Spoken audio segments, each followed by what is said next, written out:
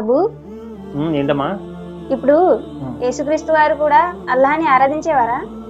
అవునమ్మా, యేసుక్రీస్తు వారు కూడా అల్లాహ్ యొక్క ప్రవక్తే. దీని గురించి ఖురాన్లో అల్లాహ్ సుబ్హానహు వ తఆలా సూరా మరియం 19వ సూరా 36లో అల్లాహ్ ఇలా తెలియజేస్తున్నాడు. అంటే యేసుక్రీస్తు వారి ద్వారా అల్లాహ్ ఇలా తెలియజేస్తున్నాడు, ఖురాన్లో ఇలా చెప్పించాడు. యేసు వారు అంటున్నారు అప్పుడు చెప్పిన మాట ప్రజలకు ఏమని? వ ఇన్నల్లాహ రబ్బీ వ రబ్బకుం ఫఅబ్దుహు హాజా సిరాతి ముస్తఖీం.